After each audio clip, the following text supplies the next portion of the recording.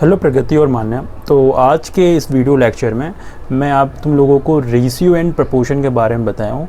ये जो वीडियो है ये वीडियो आई थिंक ये 3 पार्ट में आएगा। और ये जो पहला पार्ट है इसमें मैंने सिर्फ रेशियो के बेसिक बातों को, एक्चुअल में रेशियो होता क्या इसको, और साथ ही साथ मैं रेशियो में कुछ क्वेश्चंस को बताए हैं एग्जाम्पल वाले और कुछ अपने तरफ से भी लेकर, और मैंने उसके बारे में पूरी तरह से अच्छे से खोल दिया इस चैप्टर को, जिसकी वजह से तुम्हें बहुत आराम से ही समझ में आ जाएगा कि वाकई में रेशियो है क्या। तो चलो यहाँ पे तुम्हारा ज़्यादा समय किल नहीं करते हुए डायरेक्ट आते हैं पेन और कॉपी पे। तो अब हम लोग चैप्टर स्टार्ट करने जा रहे हैं। चैप्टर का नाम है रेशियो एंड प्रोपोर्शन। ये चैप्टर को हम लोग एक्चुअल में 3 पार्टीशन में पढ़ेंगे अभी फ़िलहाल, जिसमें एक में सिर्फ और सिर्फ रेशियो को पढ़ेंगे और उसके बाद में 2 वीडियोज़ बनाया जाएगा, और वो दोनों वीडियोज़ में एक बार प्रोपोर्शन के बारे में समझेंगे और उसके बाद में उसकी प्रॉपर्टी के बारे में समझेंगे। तो चलिए पहले रेशियो को समझाने की हम कोशिश करते हैं पहले कि भाई रेशियो एक्चुअल में क्या होता है, क्या है रेशियो, या फिर हम इस रेशियो वर्ड से क्या समझ पाते हैं, क्या हमारे डेली रूटीन के लाइफ में क्या इसका बहुत बड़ा यूज़ है भी या फिर नहीं, क्या इसके पढ़ने का कोई मतलब बनता है। इन सब चीज़ के बारे में अभी हम बताने जा रहे हैं। रेशियो आपको शायद याद होगा, क्लास 6 में हम लोग किसी भी चीज़ को जब कंपेयर करते हैं तो कंपेयर करते वक्त हम लोग कंपैरिजन करते हैं बाय 2 मीन्स। जब भी हम कंपैरिजन की बात करते हैं तो उस टाइम पे हम लोग 2 तरह से कंपैरिजन करते हैं। पहला होता है बाय डिफरेंस, हम लोग डिफरेंस निकाल के कंपैरिजन कर सकते हैं, या फिर बाय डिवीज़न, या फिर हम डिवीज़न निकाल के कंपैरिजन कर सकते हैं। अब ये बात पे समझाते हैं क्या है। सपोज़ कर लेते हैं x और y है। मान लेते हैं x की एज जो है वो 25 ईयर्स है और y की एज 35 ईयर्स है। ये x और y की ईयर्स हैं, एज हैं। अगर हम y में से x को माइनस करें, मतलब एज को माइनस करें, इन दोनों की एज को माइनस करें, तो उस टाइम पे हमें 10 ईयर्स का गैपिंग दिखेगा। अब जैसा कि मैंने कहा कंपैरिजन किया जा सकता है बाय डिफरेंस। अब इधर ध्यान से देखो, मैं वही करने जा रहा हूँ, ये बाय डिफरेंस ही कंपैरिजन होने जा रही है। अगर हम ये बोल दें कि x जो है वो y से छोटा है, लेकिन कितने साल छोटा है, तो हम वो बोल सकते हैं कि वो 10 साल छोटा है, क्योंकि हमने डिफरेंस निकाला भी 10 ईयर का आ रहा है। अगर हम y को बोल लें तो y को बोल सकते हैं y 10 साल बड़ा है x से। मतलब कि अगर हमने डिफरेंस निकाला है तो कंपैरिजन करना कितना आसान हमारे लिए हो गया है। मतलब अगर हम चाहें तो इनके ओरिजिनल एजेस को हम लोग हाइड कर सकते हैं, और डायरेक्टली हम इस थोड़ा ऐसे बोल सकते हैं कि x जो है y से 10 ईयर्स छोटा है और y जो है x से 10 ईयर बड़ा है। मतलब कंपैरिजन करके ये बात को समझा जा सकता है। अब इसी चीज़ को अगर हम बाय डिवीज़न मेथड समझने की कोशिश करें, मान लेते हैं x अपन y के एजेस का हम डिवीज़न निकाल रहे हैं, तो उस टाइम पे हम ये पाएंगे कि इसकी तो 25 है, इसकी 35 है। 5 डिवाइड करेंगे 5/7, x और y इक्वल टू 5/7 ये आ रहा है। हम ये कह सकते हैं कि जो x है वो 5/7 टाइम्स ऑफ y है। मतलब x की जो एज है वो y की एज 5/7 टाइम्स है, 5/7 टाइम्स है। अगर मैं तुम्हें ऐसे मोटा मोटा समझाने की कोशिश करूँ, मान लेते एक का नाम हमने अंकित लिया है, एक का नाम हमने रॉय रखा है। हम कह देते हैं अंकित की एज 20 ईयर्स, इसकी 10 ईयर है। अगर हम लोग रॉय की एज अपॉन अंकित की एज करें अगर, तो उस टाइम पे हमें क्या मिलेगा, 10/20 दैट इज़ 1/2। इट मीन्स कि 2 टाइम्स ऑफ रॉय की age, Roy's age is equivalent to Ankit age. ये होगा, डेफिनेटली ये होगा। इससे हमें ये पता चल रहा है कि जो अंकित की एज है वो 2 टाइम्स ऑफ रॉय की एज है। मतलब कि हम कंपैरिजन कर पा रहे हैं बाय डिवीज़न, और यहीं से रेशियो का जन्म होता है। रेशियो बस यहीं से आ गया है। क्लास 6 वगैरह में हम लोग कंपैरिजन कर लेते हैं बाय डिफरेंस मेथड से, वहाँ पर हम बाय डिफरेंस मेथड से समझ लेते हैं। लेकिन अभी जो है हम लोगों को रेशियो समझने के लिए हम लोग कंपैरिजन करने जा रहे हैं बाय डिवीज़न मेथड। अब इसी चीज़ को हमें खींचना है, एक्सपैंड करना है और समझाना है, और इसकी कुछ प्रॉपर्टीज़ के बारे में बात भी करनी है। चलिए इसी को हम बता रहे हैं। लेकिन इन सब को मैं चैप्टर में डायरेक्ट घुसने से पहले मैं सोच रहा हूँ कि पहले मैं इसको और समझाऊँ। मैं सोच रहा हूँ कि इसको और डेली लाइफ के बेसिस पे समझाने की कोशिश करूँ। तो आइए मैं पहले उसको समझाता हूँ। चलो ध्यान से देखो। सपोज़ कर लो कि हमें क्या बनानी, हमें बेसन की लड्डू बनानी है, ठीक ना। बेसन लड्डू बननी है यहाँ पे। अगर हमें बेसन की लड्डू बनानी है तो हमें इसमें इंग्रेडिएंट चाहिए होगी। नॉर्मली जो इंग्रेडिएंट्स हमें यहाँ पे चाहिए होती है वो होती है शुगर, घी और बेसन इटसेल्फ। ये 3 चीज़ें हमें चाहिए होती। लेकिन क्या सोचा है कि हमें इन 3 चीज़ों को किस रेशियो में मिलाना है या किस प्रपोर्शन में मिलाना है, ये हमें बिल्कुल भी नहीं पता है। या कितना कितना मिलाना है, किससे मेज़रमेंट करके बनाना है, ये हमें बिल्कुल भी नहीं पता है। अगर इसको ध्यान से देखा जाए तो हमें ये पता है कि यहाँ पे हमें 1, 2 और 3 रेशियो में अगर हमने मिला दिया इसको, तो इस रेशियो में जब भी हमने मिलाया तो हमें एक परफेक्ट बेसन की लड्डू देखने को मिलेगी। परफेक्ट मतलब ये काफ़ी ज़्यादा डिलीशियस होगा, अच्छा होगा, बिल्कुल बाज़ार के लड्डू को टक्कर देने का दम रखेगा। चलिए मैं ये तो एग्जांपल थोड़ा अजीब लग रहा होगा, मैं एक छोटा सा एग्जांपल लेता हूँ। मान लो टी है हमारे पास में, ठीक है। मान लेते हैं कि हम लोग जब टी बनाते हैं तो नॉर्मल इंग्रेडिएंट्स डालते हैं, तो सबसे पहले इसमें मिल्क डालना पड़ता है, हमें टी डालनी पड़ती है, टी लीव्स, और उसके अलावा हमें डालनी पड़ती है शुगर, और हम लोग सिर्फ भी इसी से बना रहे हैं, वाटर नहीं डाल रहे हैं, ठीक है। तो अगर हम लोग इससे बना रहे हैं तो हम लोग ये सोचें, या फिर चलो वाटर ले ही लेते हैं, ताकि क्योंकि भैया कौन पीता है मिल्क वाला चाय, है कि नहीं। तो चलो हम लोग मिल्क लेते हैं। मान लेते हैं हमने अगर वाटर से मान लो मेरे को 5 कप ऑफ टी बनानी है, तो उस टाइम पे हम लोग वाटर को मान लेते हैं हमने ले लिया 2 कप, ठीक ना। हम लोग 1 कप लेंगे और उस कप को हम लोग क्या करेंगे, फिक्स कर देंगे कि हम इसी कप से मेज़रमेंट करके बनाएंगे। तो हमने 2 कप यहाँ वाटर ले लिया, उसके अलावा हमने यहाँ पे 3 कप मिल्क ले लिया।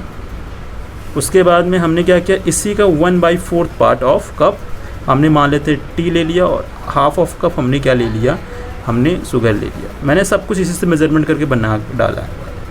जो भी कुछ मेज़रमेंट कर रहे हैं हम इसी से मेज़रमेंट कर रहे हैं, इसके अलावा हमारे पास कोई और दूसरी चीज़ नहीं मेज़रमेंट करने के लिए। ओके, तो जब कभी भी हम इसमें डालेंगे इन सारी चीज़ों को और उसको हम बनाएंगे, तो यहाँ से जो भी हमें टी मिलने वाली है वो एक परफेक्ट टी होगी, जो ड्रिंकेबल होगा और जो टेस्टी भी होगा। लेकिन क्या आपने सोचा, मान लेते हैं हमने 5 कप ऑफ टी बनाई, मान लेते हैं 5 पीपल्स के लिए, 5 पीपल के लिए हमने बनाया है चीज़।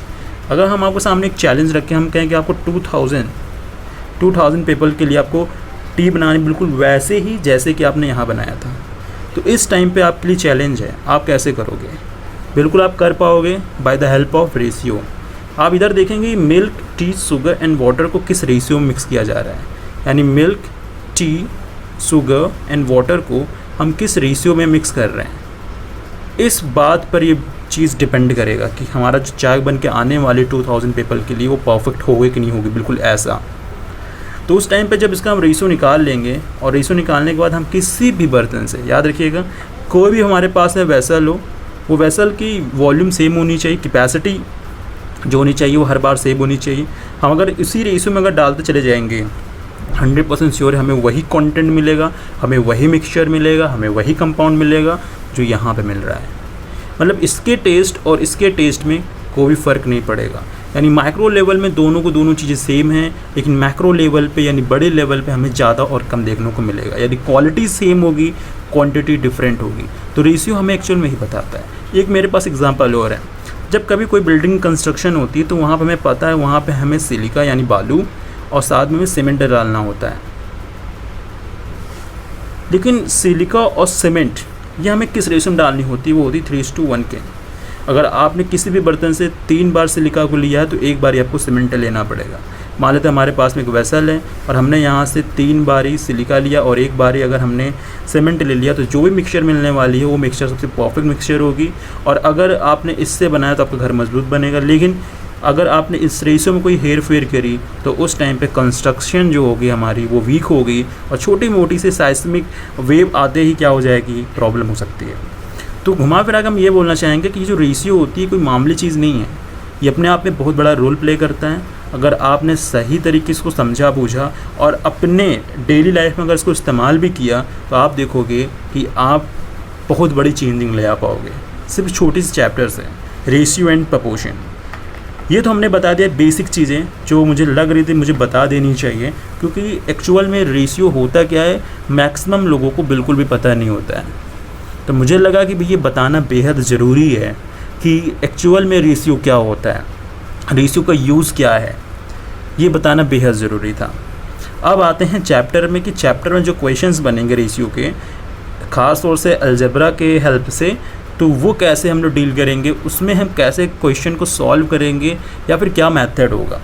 चलिए अब उस पर डायरेक्टली बात करते हैं। तो हम लोग रेशियो ले रहे हैं, फिलहाल हमें पता चल गया कि अगर हम लोग रेशियो ले रहे हैं, रेशियो फिलहाल तो हम कई ढेर सारी क्वांटिटीज़ का ले सकते हैं, यानी A/B/C/D वगैरह वगैरह, लेकिन यहाँ पे हम लोग 2 से स्टार्ट कर रहे हैं। मान लें 2 क्वांटिटी ऑफ सेम काइंड।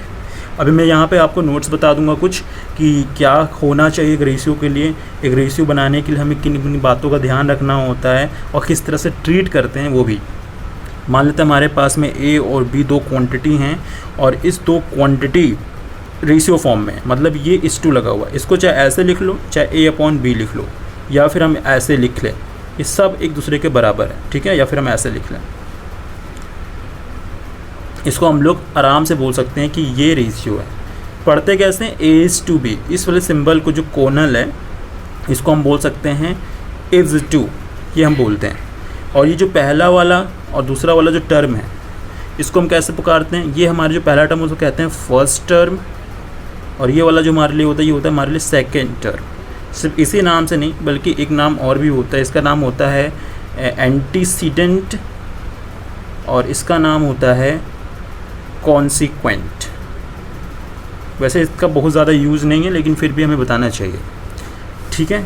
ये इतनी बात हो गई, यानी कि कोई भी 2 चीज़ अगर होगी, मान लेते 24:30 है अगर, तो अगर इसका हम रेशियो निकाल लें, ठीक है, अगर सिंपलेस्ट फॉर्म में इसको निकालें तो डेफिनेटली हमें क्या मिल जाएगा 12:15, यानी 3 4 टाइम 3 5 टाइम, मीन्स 4:5 का हमें चीज़ें मिल जाएंगी, हमारे रेशियो मिल जाएंगे, ठीक है।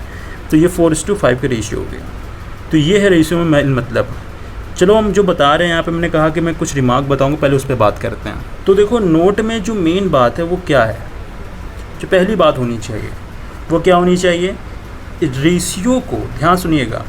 रेशियो जो हमेशा होता है उसको हमेशा लोवेस्ट या फिर सिंपलेस्ट फ्रैक्शन में हम लोग शो करते हैं, ठीक ना, याद रखना इस बात को, लोवेस्ट या फिर सिंपलेस्ट फ्रैक्शन, जैसे मैंने यहाँ बनाया।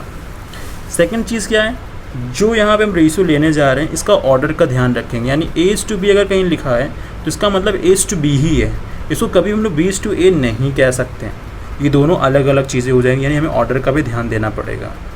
इसके बाद में तीसरी बात जो आती है, ये तभी एग्जिस्ट करेगा जब A और B, A एंड B क्या होंगे, आर ऑफ सेम काइंड। अगर ये सेम काइंड होंगे तभी ये एग्जिस्ट करेंगे। चौथी बात क्या है, चौथी बात ये है जब कभी भी आपको 2 चीज़ों के बारे में, मान लेते हैं लेंथ के बारे में बात करते हैं, तो लेंथ भाई मीटर में भी होता है, लेंथ सेंटीमीटर में भी होता है, लेंथ जो होता है किलोमीटर में भी होता है।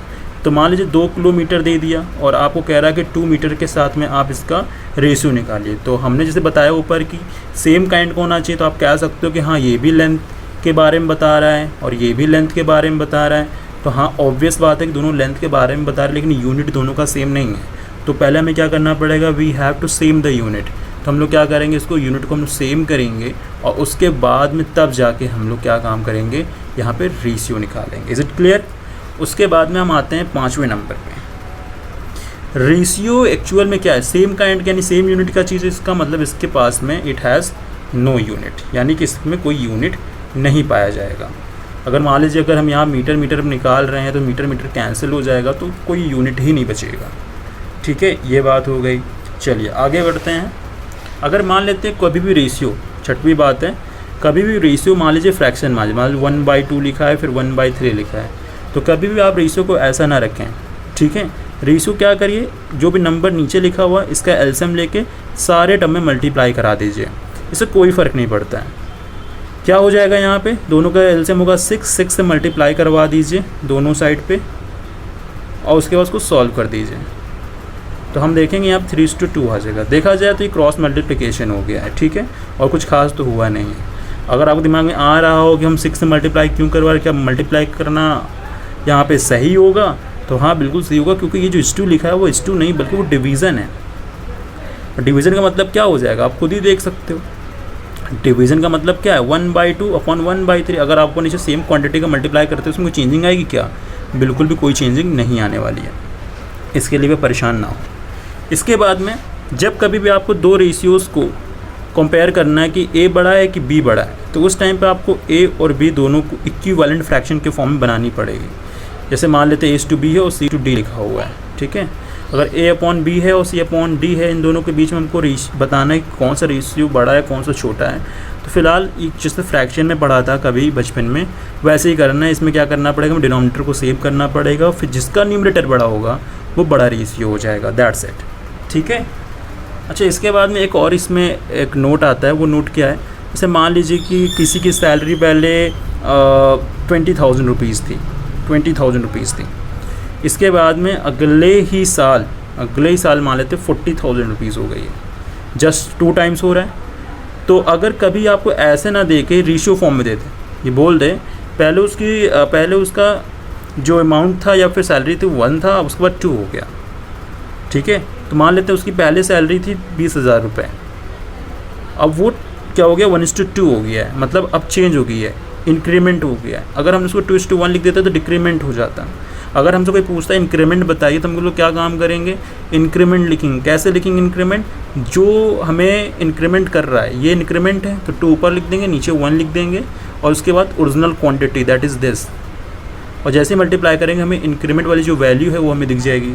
मान लीजिए किसी का डिक्रीमेंट हो जा रहा है तो उस समय हम लोग क्या काम करेंगे, ये डिक्रीमेंट हो रही है, पहले हम इसको लिखेंगे डिवाइडेड बाई 2, उसका तो ओरिजिनल वैल्यू। इस तरह से हम लोग इंक्रीमेंट और डिक्रीमेंट को भी निकाल सकते हैं by the help of ratio. चलिए, इतनी बात हो गई। अब एक बात और बता दूं, जैसे मान लेते हैं कभी इस तरह के रेशियो फॉर्म में कुछ आ जाए, A/B, फिर लिखा हो B/C, C/D। मान लीजिए रेशियो लिखा 2:3, फिर लिखा है यहाँ पे 3:5, फिर लिखा है 5:7। तो अगर कभी आपसे ये पूछ ले कि A/B/C/D क्या होगा, तो बस आपको एक बात ध्यान रखने वाली ये है कि यहाँ पे ये देखो, क्या ये दोनों का रेशियो मैच कर रहा है, क्या ये इन दोनों का रेशियो मैच कर रहा है क्या, तो हाँ इन दोनों का रेशियो और इन दोनों का रेशियो मैच कर रहा है। जब मैचिंग करने लगे तो आप चुपचाप जिसके सामने जो वैल्यू है उठा के उसको लिख दीजिए, और इतना काम करते ही आपको रेशियो मिल जाएगा। अब दिमाग में आएगा मान लो जिसमें सेम ना हो उसमें क्या करेंगे, उसमें वही काम करेंगे, हम लोग सेम बनाएंगे। अभी हम इसमें आएंगे, जब एग्जाम्पल बताने वाले होंगे तो वहाँ पे क्वेश्चन आएगा, तो मैं वहाँ पे समझा दूँगा कि उस समय आपको करना क्या होता है। तो अभी पेशेंस रखें। चलिए थोड़ा आगे बढ़ते हैं। तो कुछ अब हम यहाँ पे रेशियो की प्रॉपर्टीज़ देखने जा रहे हैं, प्रॉपर्टीज़ ऑफ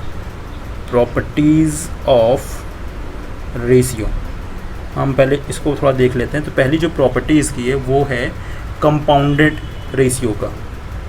ये कंपाउंडेड रेशियो क्या होता है, ये पूछा भी जाता है निकालने के लिए कि भाई क्या होता है कंपाउंडेड रेशियो। सपोज़ कर लेते हैं A/B है और एक C/D है, 2 रेशियो लिखा, हमसे कह रहा है कि आप कंपाउंडेड रेशियो बताओ। तो कंपाउंडेड रेशियो का मतलब होता है एंटीसीडेंट्स का मल्टीप्लाई करा लो, फिर इस2 करके कॉन्सिक्वेंट्स का मल्टीप्लाई करवा लो। तो एंटीसीडेंट का मल्टीप्लाई करवा लो और फिर उसके बाद में कॉन्सिक्वेंट का मल्टीप्लाई करवा लो, जो भी कुछ मिलेगा that will be the compounded ratio, ठीक है। ये हमारे लिए कंपाउंडेड रेशियो हो गया। फॉर एग्जांपल जैसे मान लेते हैं कि 2:3 है और उसके बाद 5:7 है, कोई हमसे पूछता है बताओ उसका कंपाउंडेड रेशियो क्या होगा, तो मल्टीप्लाई करा देंगे 10 और 21। ये हमारे लिए हो गया क्या, ये हमारे लिए हो गया कंपाउंडेड रेशियो, ठीक है। इसको हम कंपाउंडेड रेशियो का नाम दे सकते हैं। इसके बाद सेकंड प्रॉपर्टी जो इसकी आती है वो होती है डुप्लीकेट और सब डुप्लीकेट। ये क्या चीज़ होती है, मान लीजिए कोई रेशियो A/B है, अगर इसका डुप्लीकेट रेशियो निकालना है तो you have to square the antecedent and consequent also. क्या काम करना पड़ेगा, अगर आप इसका डुप्लीकेट निकालना चाह रहे हो, ध्यान सुनना, डुप्लीकेट निकालना चाह रहे हो जो एग्जिस्टिंग रेशियोज़ हैं, तो बस उसका स्क्वायर करके फिर से रेशियो ले लो। और अगर कोई कहता है सब डुप्लीकेट बताइए, तो अगर A/B मान लो है इसमें और आपको बताना है सब डुप्लीकेट। सब डुप्लीकेट का सीधा सेंस है कि आपको स्क्वायर रूट निकालने, यानी √A/√B। Is it clear? Simple है, आसान है, बहुत ज़्यादा टफ वाली चीज़ इसमें नहीं है। थर्ड प्रॉपर्टी आती है last but not the least.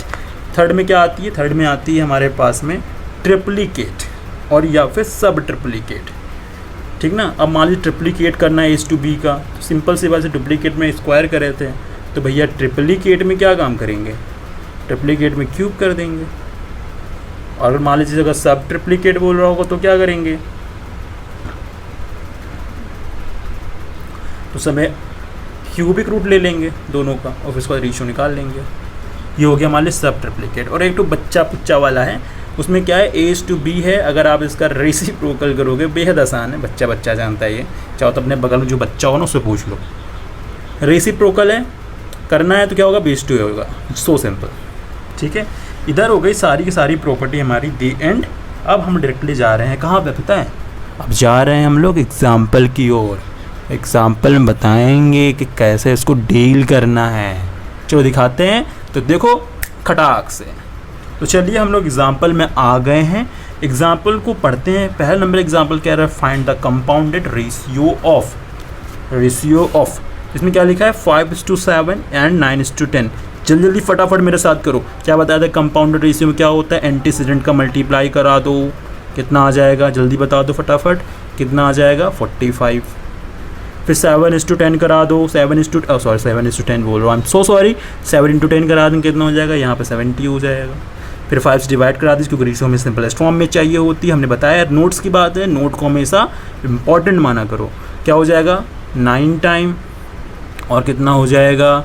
जल्दी बता दो, 14 टाइम, ठीक है। तो 5 से मैंने डिवाइड करा दिया, तो 9:14 जो है this is the compounded ratio of 5:7 and 9:10।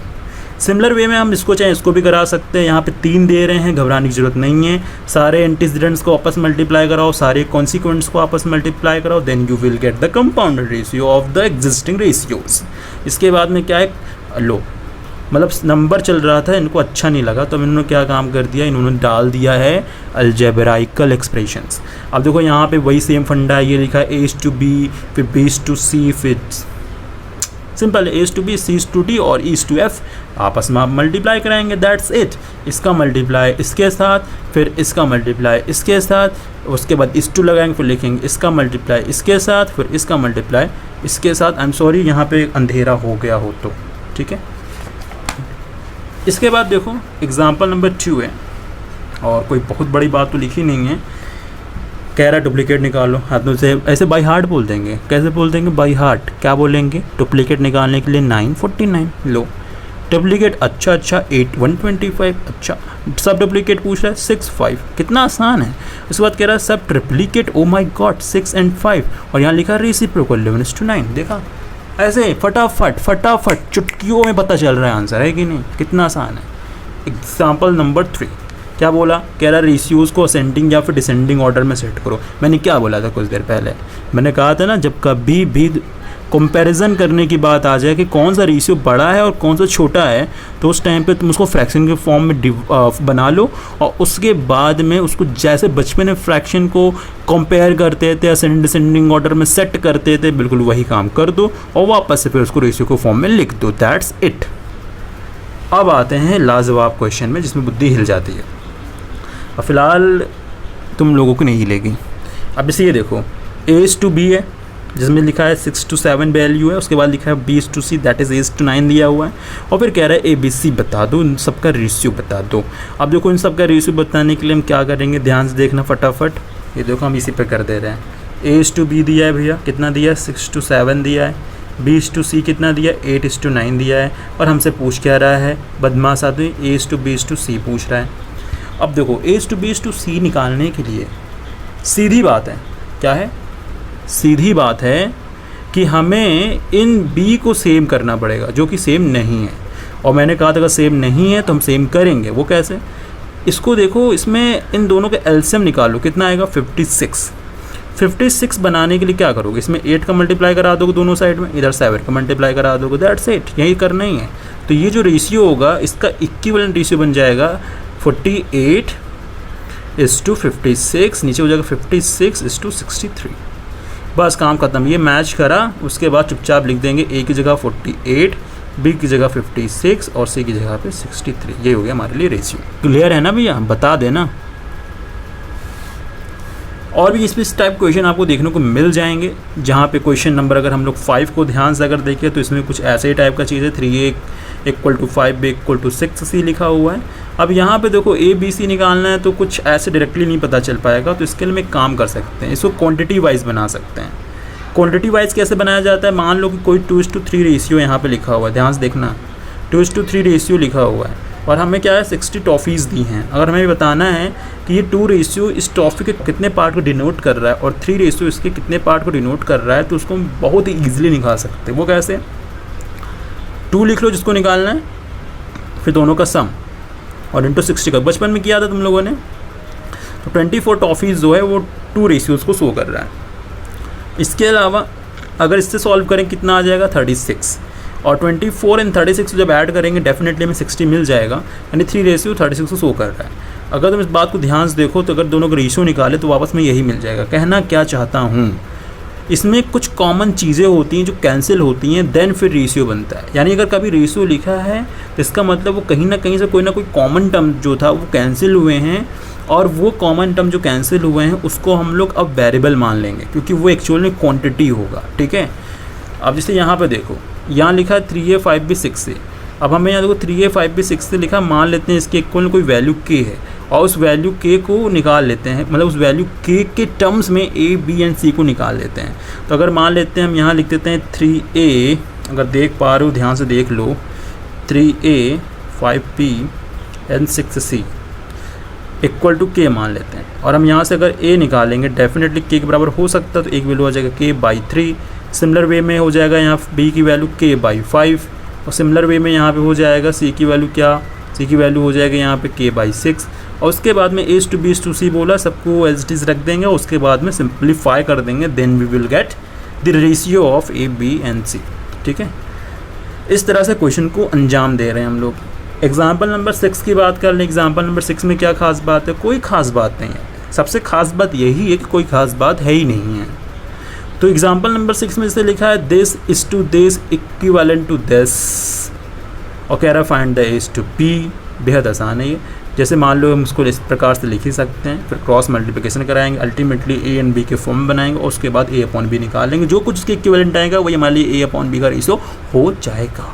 ठीक है, इसके बाद में और भी क्वेश्चन इस टाइप के तो आप देखने को मिलेगा, बार बार इसमें देखने को मिले। जैसे मान लो ये लिखा है यहाँ पे a/b = 5/3, फिर कह रहा है इसका बताइए। तो सिंपल बात, अगर a अपॉन b की वैल्यू 5/3 है, इट मीन्स कि a की वैल्यू हम लोग लिख सकते हैं in the terms of k। ध्यान रखना, क्योंकि a अपॉन b 5/3 जो है इसको हम लिख सकते हैं, a को लिख सकते हैं 5 के और b को लिख सकते हैं 3 के, जो कि आसान लिखना, क्योंकि हमने इसको लिखा है a को क्वान्टिटी टर्म में लिखा है, क्वान्टिटी टर्म में लिखा है, रेशियो टर्म में नहीं लिखा है।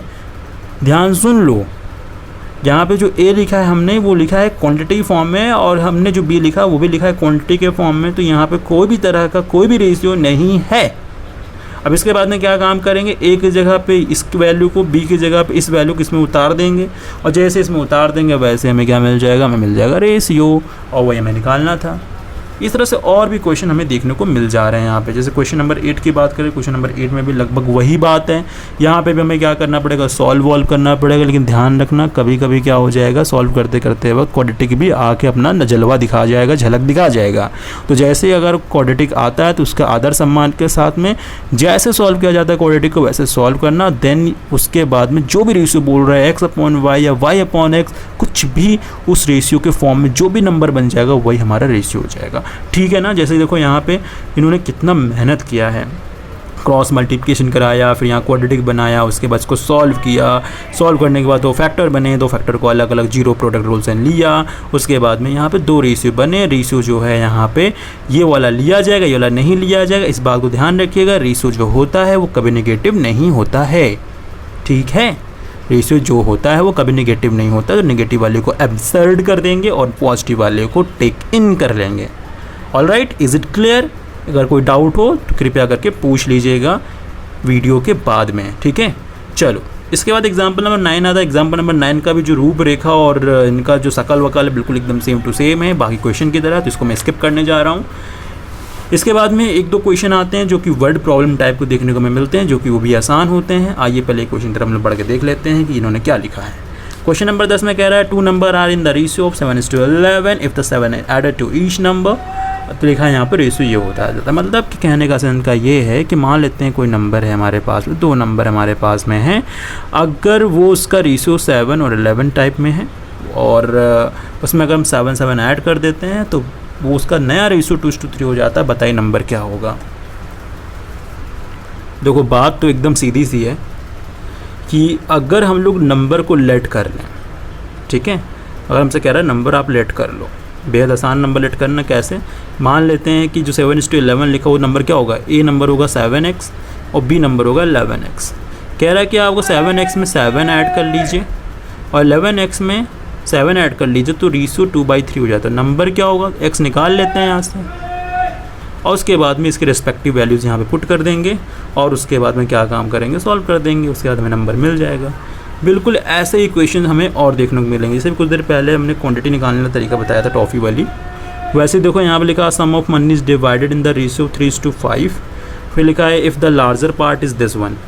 लार्जर पार्ट मतलब 5 रेशियो इसको डिनोट कर रहा है, यानी इसको हम लेट कर लेते हैं कि ये 5k है और 5k इक्वल टू इसको मान लेते हैं तो k की वैल्यू आ जाएगी और जो k की वैल्यू होगी वो हो जाएगी 3k। समझ रहे हो, मान लेते हैं कि मनी के 2 पार्ट डिवाइड कर रहे हैं, एक है 3k एक है 5k क्वांटिटी फॉर्म में। अगर 5k अगर इस बात को डिनोट कर रहा है तो k की वैल्यू निकालना आसान है यहाँ से, और k की वैल्यू जैसे निकाल लेंगे छोटे वाले पार्ट में रख देंगे और छोटा वाला वैल्यू भी ले आएंगे। ठीक है, बस ऐसा ही करना है हमें। जैसे इसको क्वेश्चन देखो लिखा है डिवाइड 581 एमंग द 3 चिल्ड्रन। अब बच्चों को बांटना है, पहले तो ये जो लिखा हुआ है जो भी ये बखेड़ा इसको हम बदलेंगे पहले किस फॉर्म में, हम लोग बदलेंगे इसको सिंपलेस्ट फॉर्म में, इस तरह के फॉर्म में बदल लेंगे पहले अच्छे से और उसके बाद में हम लोग क्या करेंगे सबको अलग अलग बांट लेंगे। कैसे, अगर मान लेते पहले बच्चों को 30 यूनिट मिल रहा है तो उस टाइम पे हम ये बोल सकते हैं कि 30 बाई ऑल ओवर सम और उसके बाद इंटू 581। तो हमें जो भी पैसा मिल जाएगा वो हमें मिल गया पहले बच्चे के लिए, इससे दूसरे बच्चे के लिए, तीसरे बच्चे के लिए निकाल लेंगे। टॉफ़ी वाला एग्जाम्पल जो बताया था ना, बिल्कुल वैसा ही करो, आंसर तुम्हारे कदमों पे खेलेगा कूदेगा। ठीक है, ऐसे टाइप को एक क्वेश्चन जो है वो है 14 नंबर का क्वेश्चन, ये मैं होमवर्क दे रहा हूँ, इसको ट्राई करना, देख लो क्वेश्चन को पढ़ लो। मान लो तुम्हारे लिए बुक में कुछ अलग ही नंबर पे दिया हो तो क्वेश्चन देख लो। A bag contains 155 rupees in the form of 1 rupee 50 paise and the 10 पैसे कॉइन इन द बैग, और किस रेशियो में, 3:5:7 के रेशियो में। बताना टोटल नंबर ऑफ कॉइन्स कितने होंगे। इस क्वेश्चन को लगाने की कोशिश करना, as well as question number 15 जो है इसको भी एक बार ट्राई करना, क्योंकि अच्छे क्वेश्चन है। इन सब में रेशियोज़ का कुछ ज़्यादा ही यूज़ हमें देखने को मिलता है, तो इसको ज़रा देखना और कोशिश करना कि हो जाए। अगर नहीं हो पाता है तो इसके लिए भी जो नेक्स्ट स्क्रीन पर जब अभी हम आएंगे अपना फेस दिखाते वक्त तो उस समय इसके बारे में हम चर्चा करते हैं कि अगर नहीं आता तो क्या करना है। ठीक है, और इसी के साथ हम देखेंगे जो एक्सरसाइज है आपको 7.1 वो मिल चुकी है। अब 7.1 में क्वेश्चन जितने भी हैं सबको आपको अटेम्प्ट करना है। तो चलिए चलते हैं अब नेक्स्ट स्क्रीन पर। ऑल राइट, तो प्रकृति और मान्य तुम लोगों को पता चल ही गया होगा कि वाकई में रेशियो क्या है और किस तरह से डील करना है। 7.1 जो है यानी चैप्टर का पहला एक्सरसाइज वो तुम लोगों को तो करना ही करना है और उसमें कोई डाउट वगैरह आता है तो पूछना है। इसके अलावा मैंने कहा था ना अभी कुछ देर पहले कि चलो नेक्स्ट स्क्रीन बताएंगे कि भाई क्या 14 और 15 में करना है। जो 14 और 15 एग्जाम्पल को मैंने जो क्वेश्चन होमवर्क के लिए दिए हैं उस क्वेश्चन को थोड़ा ध्यान से पढ़ना और देखना कि क्या वो रेशियो प्रपोर्शन सेट हो पा रहा है, क्या तुम लोग उसको सेट कर पा रहे हो रेशियो प्रपोर्शन से, क्या उसको सॉल्व कर पा रही हो। और अगर वो सॉल्व हो जाता है तो सो फार सो गुड, कोई दिक्कत परेशानी नहीं है मुझे। लेकिन मान लेते हैं बाई चांस अगर तुम लोग उसको सॉल्व नहीं कर पा रहे हो तो पूछोगे ऑब्वियसली, तो मैं सोच रहा हूँ कि ऐसे व्हाट्सएप पे या फिर ऐसे लिख कर मैं तुम्हें सिर्फ ना दे दूँ उठाकर। मैं ये सोच रहा हूँ कि क्यों ना अगर कोई क्वेश्चन नहीं आता है या फिर कोई कॉन्सेप्ट क्लियर नहीं होता तो उसके लिए एक हम लोग लाइव सेशन चला लेंगे जहाँ पे हमें ज़्यादा कॉपी पेन का इस्तेमाल नहीं करना होगा। बस सिंपली ऐसे में मोबाइल रखूँगा, उसके बाद में हम लोग क्या कर पाएंगे, 1-to-1 बातें कर पाएंगे और अपने डाउट्स के बारे में ऐसे बोल के हम लोग समझ पाएंगे। जहाँ कहीं भी नीड होगा लिखने का तो मैं तुमको लिख के मैं दिखा भी दूँगा पेपर पर, यहाँ पर समझा भी दूँगा कैसे वो आ रहा है। तो अगर कोई डाउट परेशानी अगर होती है और डाउट के नंबर ज़्यादा हैं तो उस टाइम पे मैं लिख के दूंगा तो उतना अच्छा समझ में नहीं है जितना मैं उसको एक्सप्लेन कर दूंगा ऐसे सामने बैठकर। ठीक है, तो अगर कभी कोई दिक्कत आती है तो मुझे बता देना, मैं अगले दिन लाइव आकर मैं तुम्हें बाकायदा बता दूंगा। वही जो लाइव आने के लिए जो गूगल मीट ऐप है उसी के थ्रू आ जाऊँगा और मैं तुम लोगों के जो डाउट्स हैं उसको मैं क्लियर कर दूँगा, ठीक है। तो वहाँ पे ज़्यादा हम लोग को अच्छा रहेगा बताने में भी और समझने में भी, तो बहुत बड़ी प्रॉब्लम तो होने वाली नहीं है। तो ठीक है, वीडियो तो देख ही लिया है, अब हम लोग मिलेंगे रेशियो प्रपोजन के नेक्स्ट वाले पार्ट में। तब तक के लिए पढ़ते रहो, घर पे रहो, स्वस्थ रहो। शो चलते हैं, बाय बाय।